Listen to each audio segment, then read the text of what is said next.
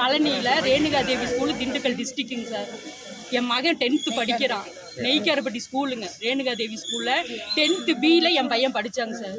அங்கே maths sir Saravana பெருமாள்ங்கிறவர் தான் இந்த அளவுக்கு என் பிள்ளைய கேவலமாக பேசி அடித்து துன்புறுத்தி போகும்போது ஒரு அடி வரும்போது ஒரு அடி அடித்து அவனை மனசை ரொம்ப நோகடிச்சு அவனே தற்கொலை பண்ணுற அளவுக்கு ஆளாக்கி விட்டுட்டாருங்க. இப்போ தம்பி இறந்தானே காவல்துறை நடவடிக்கை எடுத்திருக்கா? எல்லாத்துக்கும் நாங்கள் சொன்னோங்க சார், எல்லா இடத்துலையுமே கொடுத்தோம், பார்க்குறோம், நடந்துட்டு இருக்குன்னு தான் சொன்னாங்களே தவிர இன்ன வரைக்கும் எதுவுமே இல்லைங்க சார். எல்லாத்தையுமே ஸ்கூலில் போய் கேட்டிருக்கிறாங்க, பசங்களை மிரட்டியிருக்காங்க. உங்கள் பையன் இறந்து எவ்வளோ நாள் ஆச்சு? இன்னைக்கு போன மாதம் நவம்பர் 23ஆம் தேதி இறந்தாங்க சார். இன்னைக்கு 1 மாதத்துக்கு மேலே ஆச்சுங்க சார். நாங்களும் போய் எல்லா இடத்துலையுமே எங்களால் முடிஞ்சதை நாங்கள் பண்ணிட்டு தான் இருந்தோம். ஆனால் எங்களுக்கான எந்த ஒரு இதுவுமே கிடைக்கல. அதனால தான் கலெக்டர் ஆஃபீஸ் வந்திருக்கோம். அவங்க மூலிமா எங்களுக்கு ஒரு நல்லது நடக்குன்னு சொல்லிட்டு இங்கே இன்னைக்கு வந்துட்டு அவங்கள்ட்ட மனு கொடுக்கலான்னு வந்திருக்கோங்க சார். நாங்கள்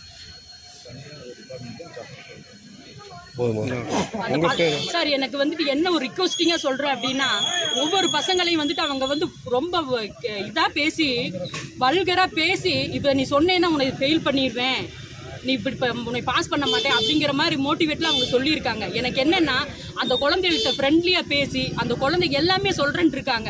தனித்தனியாக அந்த குழந்தைங்களை விசாரிக்கணும் சார். 10th ஸ்டூடெண்ட்டு பசங்கள் எல்லாத்தையும் விசாரிச்சிருக்கிறாங்கன்னா கொஞ்சம் அம்மாஞ்சியாக இருக்கிற பசங்களை வந்து விசாரிச்சிருக்கிறாங்க. ஒரு இன்னசென்ட்டாக இருக்கிற குழந்தைகளை தான் விசாரிச்சிருக்காங்களே தவிர கொஞ்சம் நல்ல ஆக்டிவாக இருக்கிறவங்களோ நல்ல மெச்சூரிட்டியாக இருக்கிறவங்களோ வந்து அவங்க விசாரிக்கவே இல்லை. ஏன் அப்படி விசாரிக்கிறாங்க? எல்லாரும் பொதுவாக தானே விசாரிக்கணும். ஹெட் மாஸ்டர்லேருந்து எல்லாமே எங்களுக்கு சப்போர்ட்டிவாக பேசுகிற மாதிரி பேசுனாங்க. ஆனால் இன்ன வரைக்கும் எதுவுமே பண்ணவே இல்லை. அப்போ என் குழந்தைக்கான வழி என்னங்க சார்? இன்னைக்கு பிள்ளைய இழந்து நான் உட்காந்துருக்கேன். என்னை மாதிரி எனக்கு புருஷனும் இல்லை, அதுதான் என் உலகன்னு நான் வாழ்ந்துட்டு இருந்தேன். இன்னைக்கு அதுவும் இல்லை. எனக்கு நான் எப்படி வாழ்றது சொல்லுங்க? என் பிள்ளை மாதிரி மற்ற பிள்ளைகளுக்கு ஆகக்கூடாது. என் பிள்ளைனால மற்ற பிள்ளைங்க நல்லா நிம்மதியாக ஸ்கூலுக்கு போயிட்டு வரணுங்க சார். அதுக்கு எனக்கு நீதி கிடைக்கணும். என் பிள்ளை செத்ததுக்கு ஒரு வழி கிடைக்கணும். ஆமாம், எந்த குழந்தையும் வரக்கூடாது.